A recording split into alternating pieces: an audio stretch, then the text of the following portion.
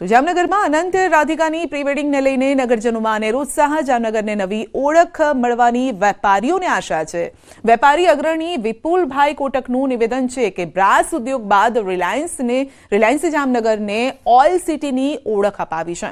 International કક્ષાના pre વેડિંગને લઈ અને અંબાણી પરિવારે જામનગરને વધુ એક નવી ઓળખ અપાવી છે. પ્રધાનમંત્રી મોદીના આહવાનને આવકારતા લોકો હવે વતનમાં મોટા ફંક્શન કરતા થયા છે અને આગામી સમયમાં લોકો ડેસ્ટિનેશન વેડિંગ માટે પણ જામનગર આવશે.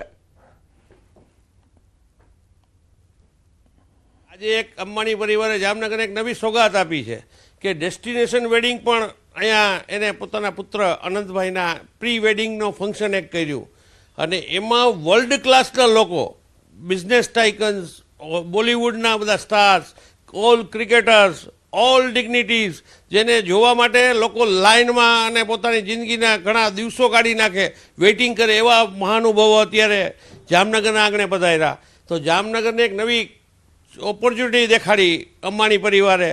કદાચ જામનગરની હોટલ ઇન્ડસ્ટ્રીઝ અને આવતારો બિઝનેસ ફ્યુચર્સ પ્રોસ્પેક્ટમાં અંબાણી પરિવારનું આ એહસાન જામનગર કોઈ દીની ઋણ નહીં ચૂકવી શકે કે ભૂલી નહીં શકે એવું એક સ્થિતિ ઉત્પન્ન કરી છે. અને મને લાગે છે કે જામનગરની hotel industries will be the બૂમ વેરી સૂન. એન્ડ લોકો જામનગરમાં ડેસ્ટિનેશન વેડિંગ કરવા માટે પ્રેરાશે. અને I really thanks to Ambani પરિવાર કે દે ગીવ અસ અનબિલિવેબલ ગિફ્ટ, જે આજે કોઈને સમજાતું નથી. પણ આ પ્રી વેડિંગ ફંક્શન પતશે ને પછી જામનગરવાસીઓને સમજાશે કે એને અંબાણી પરિવાર શું દઈને ગયા છે. આપણે તો એને ખાલી પ્રેમ આપવાનો છે. થેન્ક્સ.